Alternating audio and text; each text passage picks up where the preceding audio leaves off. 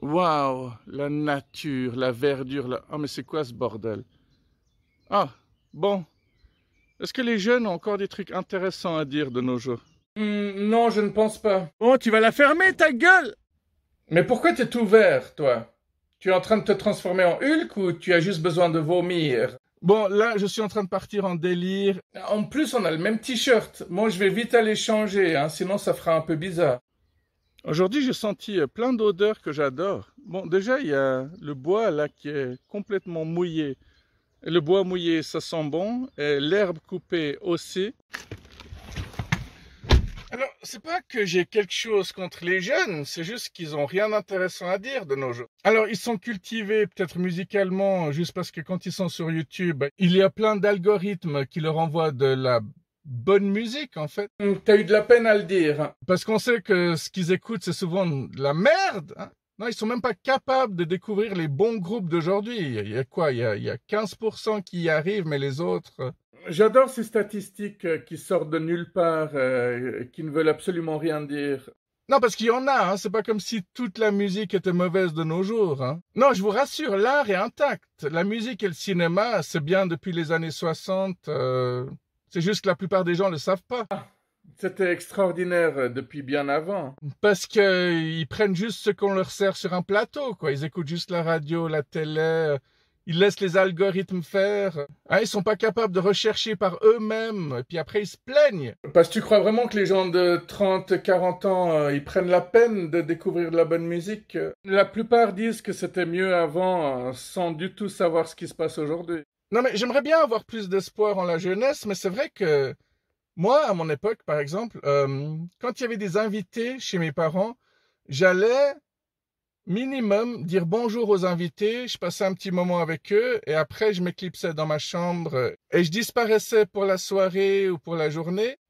Mais au moins j'allais dire bonjour, j'avais cette politesse, hein. Aujourd'hui, t'es chez des gens, tu leur demandes vous avez vu le cycliste là? Il m'a regardé un peu bizarrement, l'air de se dire pourquoi il me filme, cette espèce de connard. Tu vois, les gens, ils vivent dans la peur. Ils aiment pas être filmés. En tout cas, pas par n'importe qui, hein. Les gens sont en train de filmer en permanence, donc forcément, tu as des inconnus sur tes films et tout le monde se trouve sur la toile. Ils me font marrer, les gens qui disent « Oh, moi, ça me gênerait pas qu'il y ait des caméras partout. » C'est souvent des gens qui mettent la main dans leur slip sans s'en rendre compte et puis qui passent pour des groupes pervers. Non, mais je sais pas, t'as pas envie d'être tout le temps filmé. T'es plus toi-même après. Tout le monde met de temps en temps ses doigts dans le nez ou alors les doigts dans le cul. Alors moi, je fais plein de trucs bizarres, hein, comme vous le savez. Si je suis sous surveillance, 24 heures sur 24, si je suis dehors, comme maintenant par exemple, en train de faire une vidéo, je vais forcément paraître suspect. S'il y a un crime à côté ce soir, ben, je serai le premier suspect, quoi. Ouais, comme d'habitude, on va dire. En plus, avec ma gueule qui est pas très suisse, je suis toujours sur la ligne de mire. Ben, les gens qui disent ça me gênerait pas qu'il y ait des caméras partout, c'est quoi? C'est des blancs, c'est des cisgenres, c'est des gens qui ont été des criminels mais qui sont toujours passés entre les gouttes. Ou alors c'est des gens qui sont pas des étrangers, ça c'est sûr. Ça me fait marrer parce que quand je dis ce genre de propos, évidemment que ça dérange. Pourquoi ça dérange? Parce que j'ai raison, tout simplement. Hein? Et puis c'est comme ça, puis c'est tout. Hein? Je me moque tout le temps de cette phrase parce que c'est comme ça, puis c'est tout. C'est tellement le gars qui a pas envie de discuter, qui s'en fout d'avoir tort parce que il croit qu'il a raison. Bien, je parlais des jeunes, je sais plus quoi dire, et puis ça me gonfle de toute manière. Non, mais je sais pas, ils disent pas bonjour quand ils te croisent dans les couloirs, même si c'est tes voisins. Tu fais un geste sympa, par exemple, le facteur dépose un colis par terre tout en bas au rez-de-chaussée. Des fois, ça m'arrive hein, de prendre la peine de monter le colis, histoire que ça ne se fasse pas voler par quelqu'un de mal intentionné. Mais crois-tu que ces jeunes me disent bonjour ou merci quand je fais un geste pour eux? Non, évidemment. Et puis si vous le faites et que vous regardez cette vidéo, bah, vous faites quoi? À partir des 15% de nouveau? C'est marrant, j'ai l'impression que tu inventes toujours des chiffres, exactement comme les journalistes, les scientifiques finalement. Oui, on donne toujours des réponses en fonction des personnes qui nous ont le plus payé.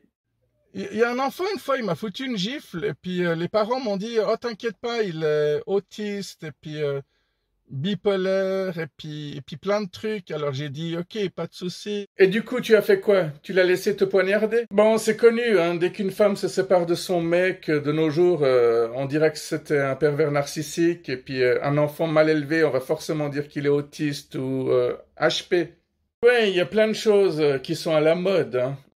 Mais la soirée est quand même partie en couille parce que j'ai gardé mon calme, mais par contre, il y a d'autres personnes qui ont commencé à se disputer parce que il y a une jeune femme qui disait que c'est pas forcément une question d'éducation, que c'est beaucoup plus difficile quand on a des enfants qui ont des troubles. Et là, le débat est lancé, quoi. Bon, déjà, je me dis que ceux qui critiquent les parents en croyant que leurs enfants sont mal éduqués, c'est souvent des gens qui n'ont pas d'enfants, hein. Ils vont dire, oh, toi, tu sais pas éduquer tes enfants alors qu'eux-mêmes savent pas comment le faire. Mais après, quand tu as la chance d'avoir des enfants bien éduqués, c'est simplement, je le précise, peut-être simplement de la chance. Et que d'autres n'ont pas eu la même chance que. Ouais, j'ai hésité parce que je voulais encore les insulter, vu que je passe mes journées à insulter tout le monde. Hein, c'est pas parce que des enfants sont bien élevés que les parents sont exceptionnels. Bon, je récapitule. Les gens qui n'ont pas d'enfants se plaignent souvent de la mauvaise éducation des parents, mais ceux qui n'ont pas d'enfants, qui ont des troubles, ils la rotent encore plus. Et eux, ils se font critiquer par les parents qui ont des enfants bien éduqués, qui, je précise, ne sont pas forcément bien éduqués par les parents eux-mêmes. Ouh là là là, c'est très très confus tout ça, et je pense que tu mélanges tout, hein. Les parents qui ont des enfants qui ont des troubles la rotent beaucoup plus que les autres, ça c'est un fait. Les gens qui n'ont pas d'enfants par choix, bah tant mieux pour eux. Mais faut pas qu'ils critiquent les autres, c'est ça. Alors, non, je ne pense pas que ce soit aussi confus que tu le dises. Je pense juste que c'est un sujet qui est vraiment compliqué et très complexe. De toute façon, les gens trouveront toujours quelque chose à redire, hein. Si tu as des enfants qui sont tout le temps hyperactifs, on va te dire que tu sais pas les tenir, mais si tu as des enfants qui bougent pas, qui sautent pas, qui courent pas, on va aussi te critiquer. On va aussi te demander quel genre de problème ils ont. Bon, t'as toujours le droit de donner ton avis, hein. Si t'es dans une pièce avec un enfant en train de criser, qui te détruit les oreilles, mais que les parents disent rien, je pense que t'es en mesure d'intervenir. Et s'il se passe rien, t'as le droit de partir aussi. Et de ne plus revenir. Parfois, il y a des profs et des éducateurs qui arrivent à la rescousse et qui font un meilleur travail que les parents, mais les parents se vantent en croyant que c'est eux. Après, évidemment qu'il y a les excellents parents aussi, mais qui sont-ils? Où sont-ils? Et est-ce que c'est bien d'être tout le temps à l'écoute de son enfant? J'ai envie de dire en partie oui, évidemment. Mais après, quand un gosse fout une gifle à un des invités, est-ce que tu vas le défendre ou tu vas quand même essayer de le cadrer? Ah, moi j'ai vraiment vu de tout, hein. J'ai vu des gosses qui insultent leur mère, qui crachent sur leur mère, qui frappent leur mère, et les mères ne réagissent pas. Oh, c'est pas bien de faire ça. Pourquoi tu as fait ça? Non, l'éducation positive me pose un très gros problème. Parfois, il y a des parents qui aussi s'appuient sur d'autres personnes qui savent éduquer. Je me souviens qu'il y a un type qui régulièrement prenait un enfant par le bras en le mettant au coin, en lui disant tu comprends pourquoi je t'ai tiré par le bras, tu comprends qu'est-ce que tu as fait de mal, blablabla. Et souvent, c'est une assez bonne chose à faire, mais c'est pas donné à tout le monde. Tout le monde peut pas faire ça et on peut pas avoir confiance en tout le monde. Et les parents qui sont heureux d'avoir ce genre de personnes dans leur entourage, est-ce qu'ils étaient vraiment faits pour devenir parents? Alors les parents feront toujours des erreurs, hein. Il n'y a pas de mode d'emploi. C'est comme pour l'amour, la vie de couple ou même la vie de groupe de musique, hein. En fait, personne n'a vraiment les armes nécessaires pour s'attaquer à la vie. Le plus difficile dans la vie, c'est de vivre. Évidemment, il y a ceux qui vont dire ouais, mais c'est quoi une bonne éducation? C'est simplement de dire bonjour, s'il te plaît, merci, au revoir. Est-ce que les coudes sur la table, c'est forcément super important? Est-ce que regarder dans les yeux, c'est important? Bah, à chaque fois, le débat est divisé en deux.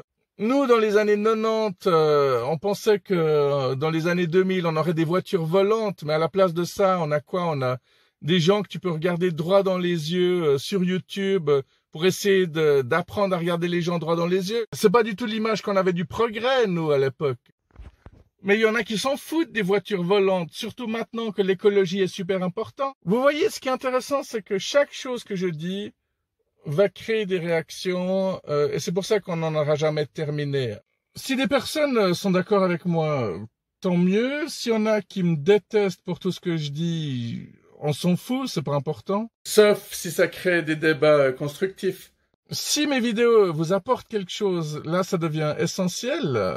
Et si tout ça crée des débats, c'est un peu le but, hein. Un truc qui me fascine vraiment, c'est que j'ai l'impression que nous, la génération X, on respectait les boomers, tout ça, tandis que la génération Z ne respecte pas la génération X. Ouais, ils détestent déjà les millennials, hein. On en a peut-être voulu à nos aînés en se disant qu'ils étaient trop stricts, mais avec le recul, on se dit que c'était pas si mal que ça.